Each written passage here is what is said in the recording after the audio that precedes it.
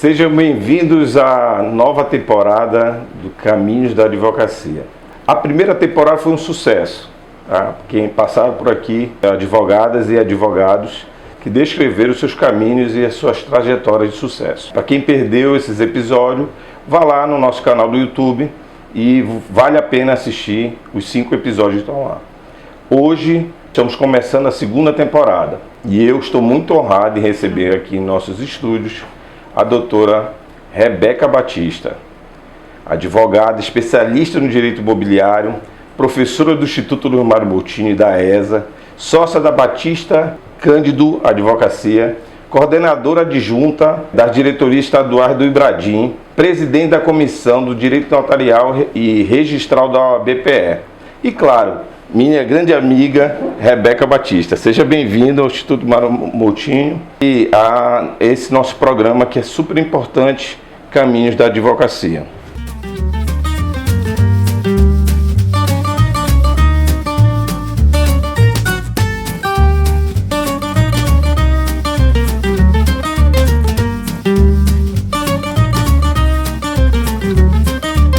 Muito obrigada, Maciel. Olá a todos, estou muito honrada de estar aqui nesse projeto que abre espaço para que a gente compartilhe um pouco de experiência, né, com os colegas, enfim, com pessoas interessadas em saber como é uma jornada dentro da advocacia. Então, saiba que para mim é uma honra compartilhar um pouco da minha história nesse projeto. Legal. Rebeca, esse programa surgiu porque vários colegas chegaram aqui e queriam saber dos outros que chegaram a ter sucesso, qual foi o caminho a ser trilhado. Como eu vou percorrer? O que é que eu preciso saber? Então, é esse o objetivo do projeto. Lembrando que o Instituto é idealizado por um juiz, mas que é apaixonado pelo direito, né, a formação adequada. Então, nós temos essa pegada também no caminho da advocacia, pensando como levar para os jovens advogados e até advogados que precisa até dar uma reformulada na cabeça agora e dizer assim mesmo, será que eu estou no caminho certo? Eu posso mudar, eu não posso mudar? E nada mais importante para a gente, assim, nada mais fácil de se aprender é conversando com quem já caminhou. Então, a primeira pergunta que a gente faz normalmente para quem chega aqui, você que é amiga, é como você se descobriu no direito, né? Qual foi o momento ali que você pensou, poxa, eu vou fazer direito e por quê? Teve influência da família? Me conta um pouquinho aí, Rebeca, e o mundo do direito aí. Tá. Bem, eu tenho 35 anos de idade, tá? Não tenho ninguém da minha família, parte mãe, parte pai, que já atuasse na advocacia. Então, a escolha do direito, eu confesso que inicialmente foi seguindo aquela regra de que até um dia desse a gente escolhia entre direito, geralmente as escolhas eram entre direito, medicina, engenharia, e aí dentro das matérias que eu me identificava mais, que era a parte de humanas, eu escolhi, na verdade, direito. Minha primeira opção não foi direito, minha primeira opção foi jornalismo, tá? E aí por isso que eu me sinto à vontade aqui, porque às vezes eu queria realmente ser jornalista.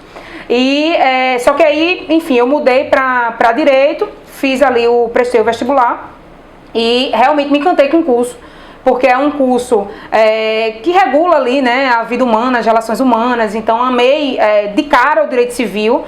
Ali na própria faculdade já identifiquei que era com o direito civil que eu queria trabalhar, seria a minha escolha, né? Embora na faculdade não soubesse ainda exatamente qual era o nicho de atuação, mas me encontrei realmente no direito já na época da faculdade.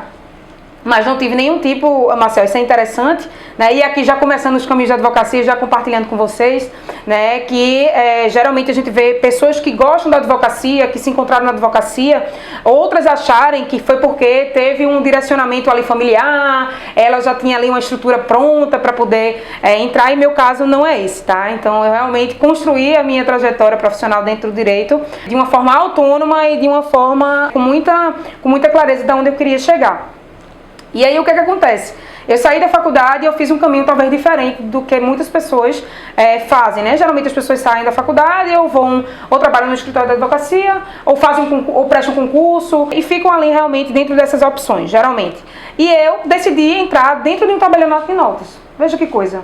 Mas trabalhando como advogada lá dentro, foi contratada como advogada? Não, era uma atividade eminentemente jurídica, eu ia ter que lidar ali com a parte de escrituras, em geral, mas não era uma atuação enquanto advogada, até porque é incompatível a atividade. Então, eu não entrei como advogada, eu entrei como uma pessoa que tinha formação jurídica e que o serviço que eu ia prestar demandava um conhecimento jurídico. Então eu entrei, não vou dizer a vocês que foi certeiro, na primeira oportunidade eu disse, essa é a oportunidade da minha vida.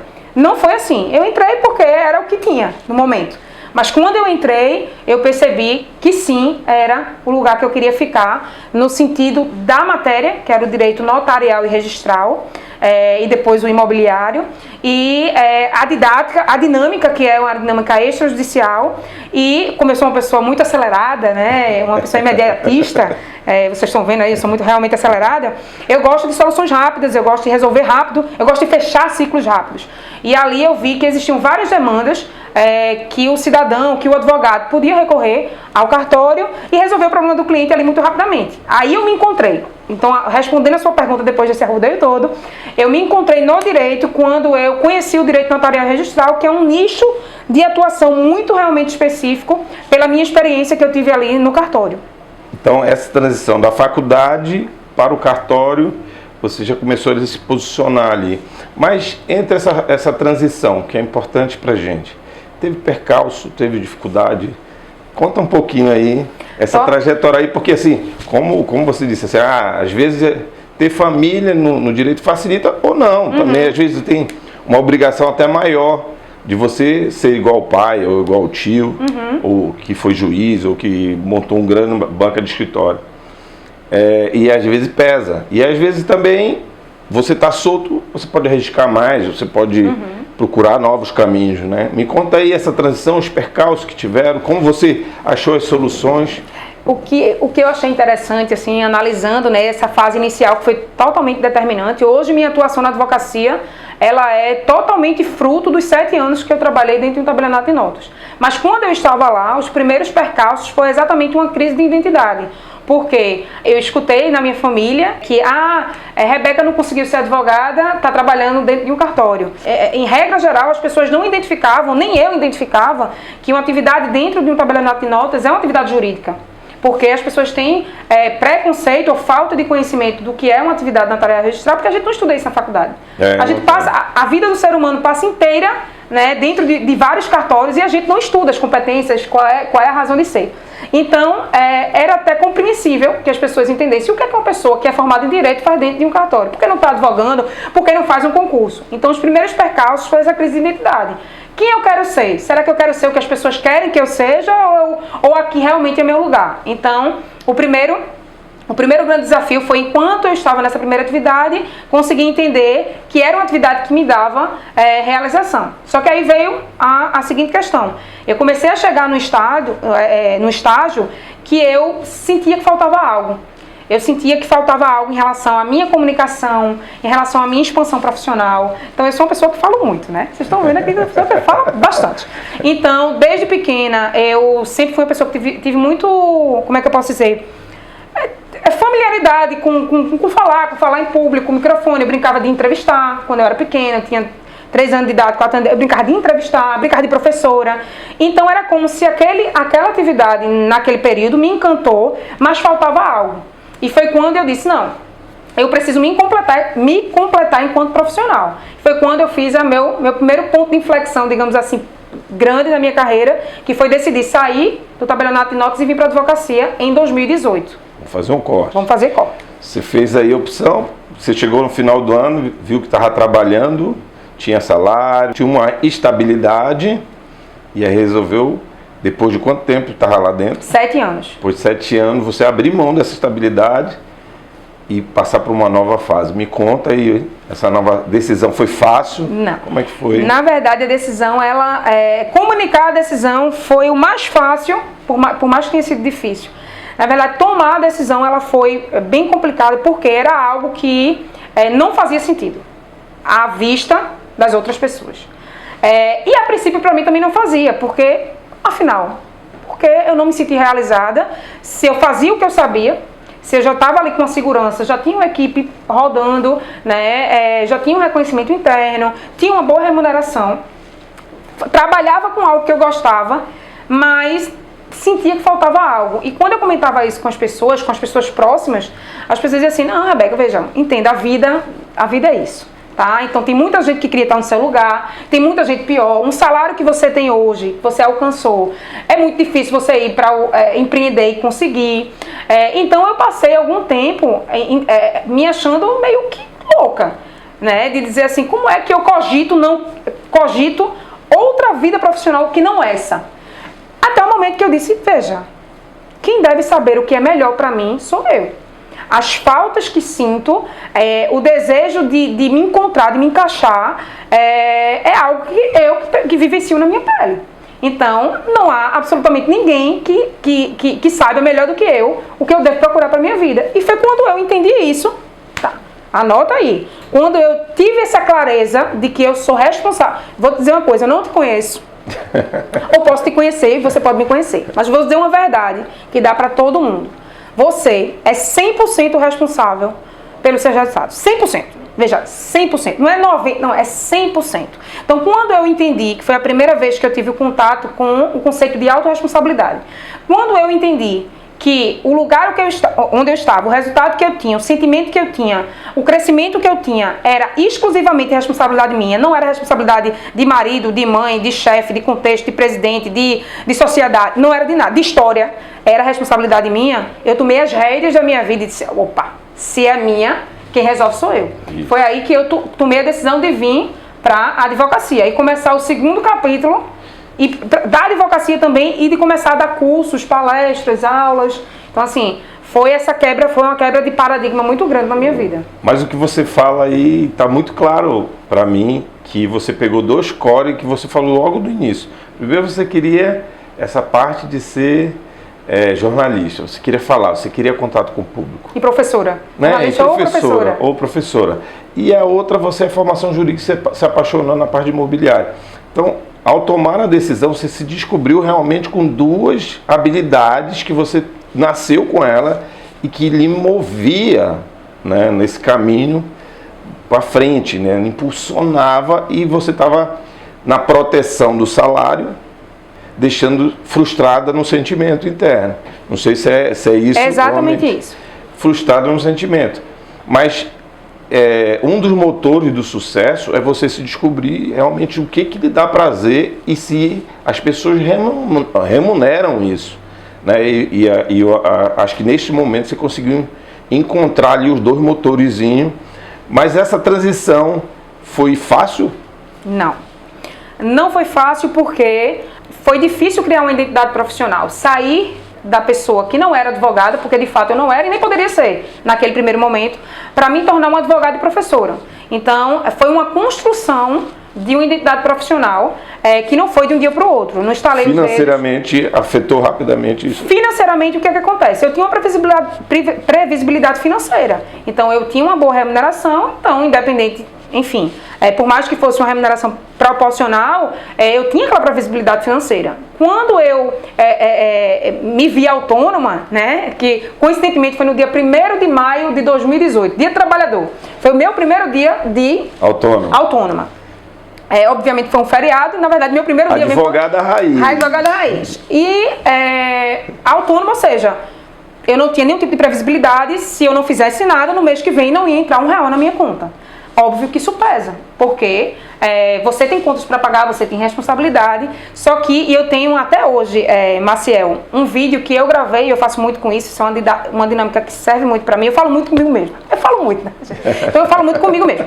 Então eu gravei um vídeo em agosto de 2018, mais ou menos, em que eu tô com muito, assim, no vídeo para deixar um registro de que eu tinha convicção de que eu viveria da advocacia, eu viveria dos meus cursos, por mais que ali eu tivesse com medo, por mais que eu tivesse no início, por mais que eu não soubesse qual era o futuro, eu tinha convicção, porque era algo que eu não tinha dúvida. Mas eu sabia que o processo ia ser um processo que demandava muita energia e muita confiança. Então, assim, se eu puder aqui emendar, até para dar essa dica para as pessoas, eu vou te passar agora, né, 3 pilares importantíssimos que eu identifiquei nessa minha trajetória profissional e que sem eles eu não estaria onde eu estou hoje, tá? Que eu chamo, Maciel, de 3 Cs, né? O primeiro C é o conhecimento, né? E eu vou falar primeiro do primeiro C para vocês ficarem curiosos, ficar até o final para saber quais são os outros 2. Então, o primeiro C é o conhecimento. Obviamente que a gente tem um conhecimento na faculdade, que é um conhecimento básico mínimo, né? Mas o conhecimento que você sai da faculdade, veja, não serve de muita coisa para você se lançar no mundo. O que é que vai agregar, né, ao seu eu profissional? É o seu conhecimento técnico, específico e prático, né? E que não cessa. Você nunca vai parar de precisar de estar aprendendo. Porque o direito se reinventa, o mundo se reinventa, as relações se reinventam, os clientes mudam. Veja, quando eu entrei em 2011, eu me formei em 2010. Os clientes naquela época não tinham acesso ao WhatsApp. Hoje em dia o cliente quer resposta de imediato. Então, o mundo está mudando, né? Então, você tem que estar sempre ali na questão do conhecimento. Então, o conhecimento é extremamente importante, né? E um conhecimento especializado. É importante. Deixa eu fazer um adendo com relação ao conhecimento, e essa parte da educação, que a formação anterior nossa era uma formação linear, que você fazia o ensino fundamental, médio, graduação, pós-graduação, era linear. Com o avanço da tecnologia e o que você falou aí, né, de ser tudo muito rápido, já se fala uma formação em T. Você precisa estar constantemente renovando o que é geral, né? O repertório geral, e aprofundando cada vez mais ali na base do seu conhecimento específico, no caso teu, direito imobiliário, na parte de cartório, essa parte aí. Então, também faz, quando você fala do conhecimento, né, de você escolher a sua profissão, saiu da faculdade com aquele pouco conhecimento que você, generalista, né? E você tomou a decisão de dizer assim, nesse C, vou fazer o quê? Até para ajudar as pessoas aí. Eu saí da faculdade, o que eu vou fazer? Quando eu identifiquei, né, no primeiro C, que era através do segundo C, que eu vou antecipar para vocês, que é ter clareza, né, vou aprofundar um pouquinho nele, eu disse, bem, eu gosto do direito notarial, gosto do direito registral, aqui tem a ver com o direito imobiliário, o que é que eu preciso fazer? Né? E aí, para o pilar conhecimento técnico e prático, o prático eu até já tinha, né? Mas o conhecimento técnico especializado, né, que é o que lhe diferencia, foi, por exemplo, decidir fazer a especialização aqui do Instituto Luz Mário, né, que foi uma especialização realmente que mudou. Na verdade, eu tenho 3 especializações. Tenho uma direito notarial e registral, que foi a primeira que eu fiz, em 2012, já dentro do cartório, uma de direito imobiliário e mercado imobiliário aqui do Instituto, e uma de direito de família e sucessões, que também era um tema que dentro da minha atuação faz sentido. Tanto é que o escritório hoje ele tem atuação notarial, registral imobiliário, família e sucessões. Porque envolve ali dentro do administrativo ali, né? Exatamente. Então, o conhecimento, ele foi importante, e aqui eu te dou uma dica, né? O conhecimento específico é diferenciado, porque a especialidade hoje ela é cada vez mais procurada. Eu sempre digo, Maciel, faça um teste, né? Faça um teste. Se você está se portando como alguém que é especialista, ou se você está se portando como alguém que é generalista. Pergunte às pessoas mais próximas suas. Pai, mãe, amigo, irmão, marido, conhecidos, né? Pessoas que você tem intimidade numa zona de segurança, se eles sabem qual é a área que você atua. Se ele não souber, veja, você não vai ser lembrado numa mesa, num restaurante, numa oportunidade, de uma demanda que poderia ser uma demanda delegada a você, porque você não é visto ou não atua, ou de fato não é uma pessoa especializada. Eu sempre digo, Maciel, que o generalista ele vai ser lembrado quando todos os especialistas não puderem. Estão ocupados. Né? Ou a pessoa que demanda está procurando ali, em alguém que faz tudo, um pouco, de verdade, isso é duro que eu vou dizer, um serviço mais em conta. Mais barato. Porque uma pessoa que é especializada é uma pessoa que, veja, ela resolve. Aquilo ali ela entende. E aí você pode pensar, que muita gente pensa isso, né? Que é uma crença limitante, segundo sei. Não, mas se eu nichar aqui, se eu ficar especialista só nessa área, eu vou perder cliente. Se eu posso fazer de várias áreas, vou fazer assim, é aí que você se engana.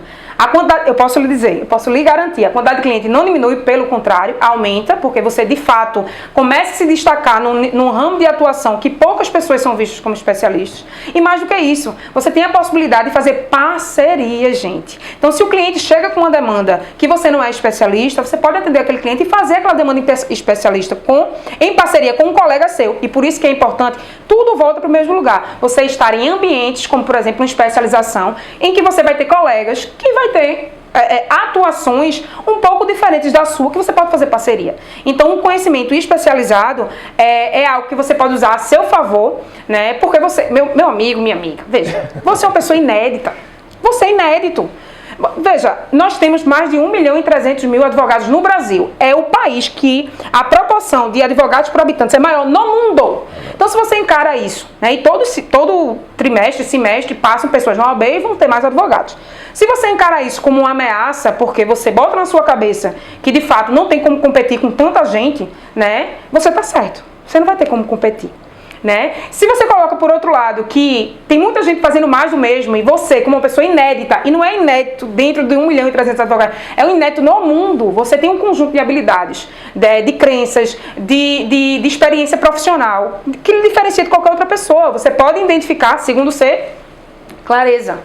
Com clareza você consegue, e foi isso que foi um diferencial, que eu comecei a me observar, e eu estudo autoconhecimento há cerca de 5 anos pelo menos, entender quem eu sou, onde eu quero chegar, o que eu preciso fazer para chegar onde eu quero chegar e quem eu preciso ser para chegar lá. Né? Então, muita gente não tem clareza. Se você perguntar, você encontra uma pessoa e você diz, não estou feliz. Não estou. Mas aí, o que é que você precisa para ser? O que é que você quer chegar? Quanto é que você quer, você quer atuar em que tipo de área? Né? O que é sucesso para você? Pronto, vou te perguntar. O que é sucesso para você? As pessoas não sabem, as pessoas dizem, não sou bem sucedido. Fulano eu acho que é. Mas se você perguntar o que é sucesso para a pessoa, ela não tem clareza nem de saber o que é que ela considera sucesso. Verdade. É a clareza que volta para o assunto inicial. Sua clareza de saber que era notarial, saber que você queria falar e juntar esses dois mundos e se transformar numa pessoa única. Né? Essa clareza de saber o que eu quero fazer, né, é importante. Mas eu também quero saber se isso te ajudou. Você falou das pós-graduações. Esse contato com esse grupo de alunos e com professores foi um diferencial para você? Nós vamos voltar nos 3C, viu? Nós vamos voltar nos 3C. Mas ainda está dentro do conhecimento e da clareza ali. Sim, claro. O fato de você ter contato com professores que eram seus ídolos ali, né? Isso ajudou bastante? Eles foram mentores para vocês? Isso ajuda também? Veja, totalmente. Vou começar com um fato. Né? Minha atual sócia foi minha parceira de 2 pós-graduações. É um network. A de Direito de Família e Sucessões e a aqui do Instituto Mercado Imobiliário. Então, é uma ambiência que faz com que você ande com pessoas que tenham um propósito e que tenham, digamos assim, uma meta de vida próxima à sua. Então, ali pode sair bons negócios. Então, esse é o primeiro ponto, foi diferencial. Segundo diferencial, especificamente em relação aqui a pós de Direito Imobiliário, né, ela realmente foi uma virada de chave muito grande, porque aqui eu conheci excelentes colegas também, parceiros de negócios hoje em dia, mas o contato com os professores, o contato próximo com os professores me agregou na minha carreira profissional, que hoje eu posso dizer, sem ter dúvida, hoje eu ocupo um cargo interessante no IBRADIM, né? Sou coordenadora das diretorias estaduais, comecei como diretora de Pernambuco, né? Porque eu conheci os professores e criei um laço próximo na pós-graduação. Então, assim, eu fui indicada para ser diretora do IBRADIM aqui em Pernambuco, né? E aí, conhecimento e clareza. Quando eu fui indicada, eu disse, a gente vai ser a diretoria que mais vai fazer eventos no Brasil. E fomos. Então, o primeiro ano, a diretoria de Pernambuco foi a diretoria que mais fez evento dentro do Brasil, dentro do IBRADIM, e isso me fez ser destacada para ir para a coordenação das diretorias. Isso. Tá? Então, foi extremamente importante. Então, conhecimento, a clareza, esses mentores lhe ajudaram a achar ainda mais o seu perfil, né, de unir ali a professora e a advogada ao mesmo tempo, e o outro C. o outro C, né? Qual será o outro C? Eu podia trazer outros elementos aqui, mas esse C que eu destaco para vocês é super importante. Consistência, né? O conhecimento sem clareza, quantas pessoas você conhece que tem titulação, mas não tem sucesso profissional ou enfim, está num cenário que não é o que ainda gostaria de ter? Porque tem conhecimento, mas o conhecimento por si só é muito importante, é o primeiro pilar. Sem conhecimento você não chega em canto nenhum, mas não é suficiente. Clareza de quem você é, onde você quer chegar, onde você se desenvolve. Mas não adianta começar e não acabar. Não adianta ter iniciativa e não ter acabativa. A motivação, ela faz você começar. Mas quem faz você continuar é a disciplina e a consistência. Né? Então, você, veja, o processo, gente, vou te dizer também uma notícia. Não te conheço ou te conheço, vou te dizer uma notícia que talvez não seja tão boa. O processo, ele tende a demorar um pouco mais do que você gostaria que demorasse. Porque a gente gosta das coisas de imediato. Né? Mas a autoridade, reconhecimento, experiência, técnica e prática vem com consistência.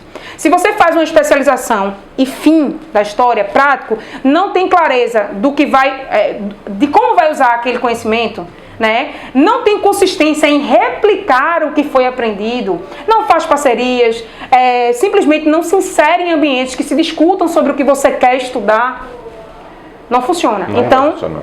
O que eu identifiquei como determinante na minha carreira, dentre outros pontos, mas eu quis destacar aqui de uma forma didática para vocês, foi o conhecimento atrelado com a clareza de quem eu era, quais eram as minhas maiores habilidades e como eu me sentia realizada, né? E hoje eu sei o meu e a consistência, né? Ou seja, suportar o processo. Eu vi uma frase que ficou muito marcante para mim, que só suporta a obra quem vê a casa pronta. Né? Quem já imagina a casa pronta. Então só suporta a obra porque a obra é um saco. Todo mundo sabe que a obra é super difícil, né? É transtorno, a obra nunca termina no prazo que você achava que ia terminar, você sempre gasta mais do que... É uma analogia perfeita. O processo de crescimento profissional, ele demanda mais tempo, dinheiro e trabalho do que você certamente imaginou que duraria. Mas quando você tem a casa pronta na sua cabeça, né, o benefício que aquilo vai trazer para você suporta o processo. E aí eu aprendi isso a duras penas. Quando eu comecei a ter clareza da onde eu queria chegar, o processo, porque as oportunidades, meus amigos, elas vêm disfarçadas de trabalho duro. Quando você tem clareza, você sabe onde você quer chegar, você vai tomar decisões, e a clareza serve para isso, direcionada com o que você quer para você. Então vai aparecer oportunidades na sua vida que você, se não tiver clareza, vai achar que é meramente um osso que você não quer roer, que é um trabalho muito duro que não vale a pena. Quando você tem clareza, você consegue identificar que por cima, por trás daquele trabalho duro, tem uma oportunidade que você não pode perder. O contrário também é verdadeiro. Quando você tem clareza, você pode identificar que ali não tem oportunidade, é só osso, e você pode dizer não em certo momento. Então, a clareza é determinante para isso, para que você tome escolhas conscientes. Se você não sabe onde você quer chegar, qualquer caminho serve. E aí você vai tomando escolhas aleatórias quando você vê, passou 2, 3, 4, 5 anos e você se encontra com o mesmo sentimento, talvez até mais frustrado do que 5 anos atrás, porque sente, mas terceiriza a responsabilidade. Então, seja autorresponsável e tome as rédeas para que você faça o que precisa ser feito com a clareza de quem você quer ser. É isso. Não, essa é a energia da Rebeca, é isso. Eu acho que os 3 Cs estão super bem colocados. Para você ter uma trajetória de sucesso, você precisa construir o sucesso dentro de você. Você precisa imaginar esse sucesso. Sim. É a história da casa pronta, só suporta a obra quem imagina a casa pronta, como é que eu vou estar lá com a minha família, como é que eu vou aproveitar. Isso faz parte também do mundo dos vendedores. Como é que eu vou vender uma construção na planta? Ele tem que dizer para a pessoa que ali ele vai desfrutar com uma vista bela, vai desfrutar com a família alguns espaços, para que a pessoa, primeiro no pensamento, e a gente já até conversou sobre isso, sim, primeiro no pensamento vai idealizar aquele lugar que eu quero chegar. E se você fizer essa idealização do lugar que você quer chegar, e unir com o que você tem de habilidades importantes, como no caso de Rebeca, que era ela gostava de falar, ela gostava de se apresentar e também gostava do direito e achou o seu caminho ali. Ao fato de você achar esses dois motorizinhos, isso é super importante para você saber onde você quer chegar, né? E aí pode ser que esteja vindo uma crença. Eu conheço de crença. Pode ser que você esteja pensando, mas eu não tenho nenhuma habilidade assim. Tem. Todos nós temos habilidades. né? Você pode não ter uma habilidade de comunicação, ser uma pessoa mais tímida, mas você pode ser uma pessoa altamente executora, uma pessoa altamente organizada, uma pessoa altamente determinada. Então, saber quais são as nossas habilidades e não querer ter a habilidade de outra pessoa. Cada um tem a sua. É identificar qual é a habilidade e usar isso a seu favor. A gente não usa as habilidades a nosso favor. E eu vou dizer, assim, em termos de escritório, de advocacia, eu trabalhei em vários escritórios e eu tinha colegas que odiavam ir para fórum, odiavam despachar, odiavam ver a situação no processo e não faziam o que eu chamava de serviço de vanguarda, de estar à frente. Eles não gostavam disso. Eles amavam fazer o processo de retaguarda, fazer recurso, elaborar bem uma petição. Então, dentro do escritório, você sempre vai se achar... Tem gente que é mais comercial, né? Você faz as duas pontas muito bem, faz a retaguarda e a vanguarda. Tem gente que é mais comercial, que chega lá e vende para o cliente que nós vamos solucionar o problema. Isso é super importante, mas tem gente que é mais tímido, mas em compensação tem uma habilidade técnica de elaborar petições, recursos, de trazer uma estratégia jurídica que às vezes eu não tenho. Sim. Então, essa identificação, isso às vezes a gente descobre, aí voltando lá para os teus 3 Cs, que eu achei muito interessante, é quando a gente convive com as outras pessoas iguais, a gente é um pouco um reflexo daquilo que das pessoas que a gente quer conviver. Quando você passou a conviver com professores como Gomide, Abelha, que são estrelas no direito imobiliário e que te mostram o caminho, aí voltando para o tema do nosso podcast aqui, o caminho que eles seguiram, mostrando para você o que você podia fazer, que era possível de você fazer, isso é maravilhoso, porque aí você traçou na sua cabeça, eu quero chegar lá. Sim. Né? Eu me mirei naqueles professores e nos colegas, porque você fez pós-graduação aqui, eu sei que vários colegas são de sucesso também. Então, esses 3 Cs para a gente é fundamental. Você que está aí preocupado em fazer o genérico, é muito difícil sobreviver no genérico, porque as pessoas não lembram de você. E aí eu sempre faço uma analogia com a saúde. Se você está com um problema específico na cabeça, você não vai procurar um ortopedista, você vai procurar alguém que entenda de cabeça. Nem procura o clínico. Nem procura o clínico. Então, assim, no direito é a mesma coisa. Se eu tenho que ter uma solução administrativa, eu tenho que ter estratégia para o meu cliente, eu vou para o judiciário, eu posso pegar um juiz que não conhece especificamente daquela área, porque, como diz o Luiz Mário Moutinho, o juiz decide de alfinete a foguete, né? E aí ele não conhece, ele vai ter que parar um pouco para estudar. E às vezes esse parar um pouco é um prejuízo enorme para o nosso cliente, né? E você tomar a decisão, no seu caso, que eu te conheço, dizer assim mesmo, eu sou focado em resolver o meu problema no extrajudicial. Trazer soluções para o cliente. E aí, trazendo um pouco mais para a situação agora, com o advento da tecnologia, o que vai diferenciar você é a humanidade. É essa sua habilidade. Dizer, não, eu não quero isso para o meu cliente. Eu não quero que seja eu levar o meu cliente para o judiciário, se eu posso dar alternativa do extrajudicial e solucionar rapidamente. E aí, fala uma coisa que você fala super bem, que eu gostaria de ouvir. Mas porque eu vou resolver mais rápido, eu vou cobrar menos honorário? Me conta um pouquinho sobre isso. Pois é, dentro dos percalços, né, que a gente está compartilhando aqui, eu sempre digo que eu compartilho vulnerabilidades educativas. Né? Não há problema em se falar os pontos de melhoria, o que a gente enfrentou durante a trajetória. E isso aqui foi bem determinante no meu posicionamento e na minha compreensão de valor da advocacia que eu trabalho. Né? Quando eu vim para a advocacia, como eu disse a vocês, eu decidi que eu queria fazer a advocacia extrajudicial, pegar todo o conhecimento que eu tinha aprendido durante os 7 anos e tinha gostado e dedicado para resolver de forma célere, de forma prática, usando a atividade notarial registrada para os meus clientes. E eu queria ser uma advogada especialista em advocacia extrajudicial. O que é que acontece? Eu tinha uma crença de que é uma crença que pode ser comum, sua, né? Lá no fundinho, você que atua no processo judicial e que não quer vir para o extrajudicial, ou que já está no extrajudicial, mas que talvez ache que falte alguma coisa para deslanchar, talvez seja isso. a crencinha lá no fundo, que os clientes também podem ter, de que advogado mesmo é aquele advogado que tá no fórum, tá na vanguarda no fórum, tá fazendo audiência, tá resolvendo problema em processo judicial, brigando, com recurso. Então, assim, quando eu identifiquei, né, que eu estava gerando uma incongruência na minha vida profissional, porque eu queria ser advogada do Extra, mas eu lá no fundo achava, será que eu quero porque eu não sou advogada de verdade, já que o advogado de verdade é o advogado do processo?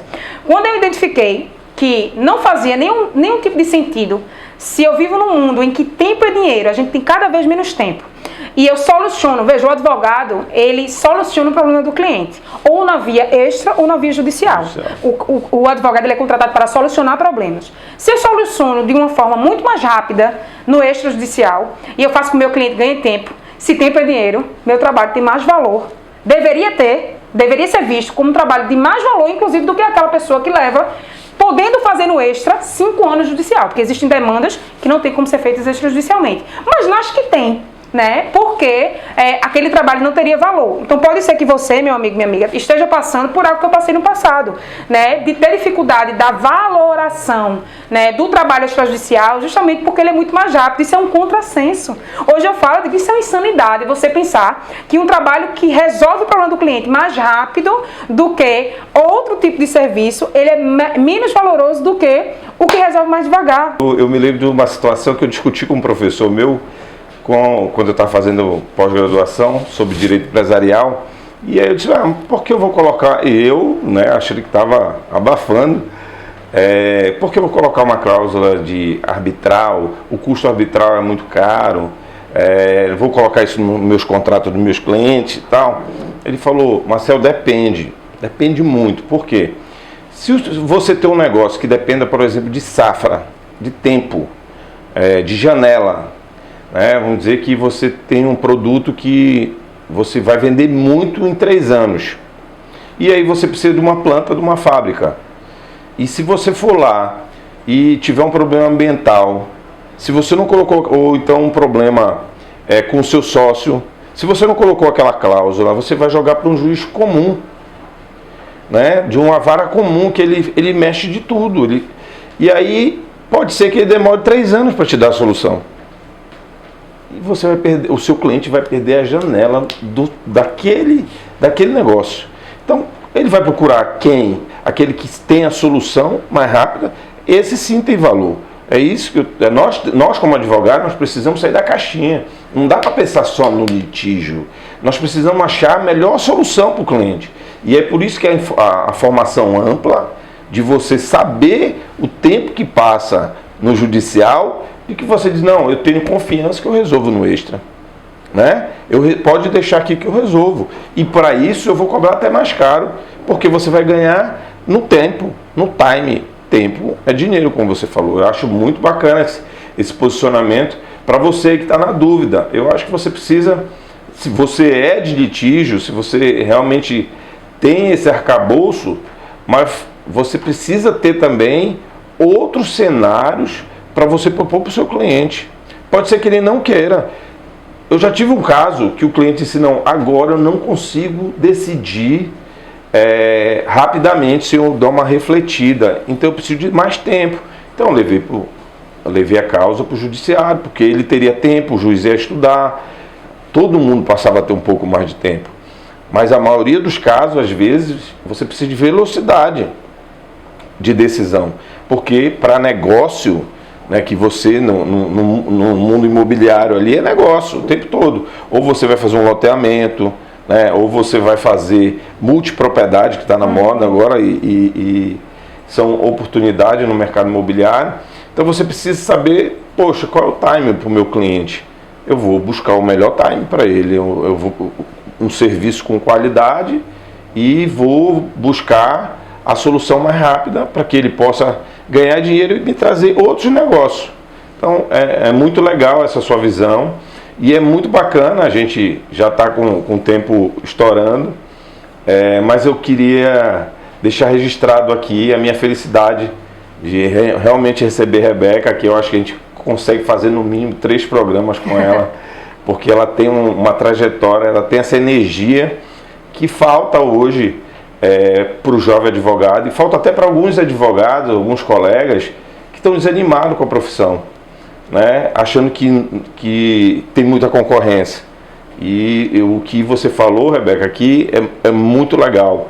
Você precisa parar um pouquinho e achar o que você tem de melhor e propor dentro da sua profissão. E até se você achar que não é, de repente, ok, não é meu caminho, eu vou experimentar outra coisa, vale a pena fazer.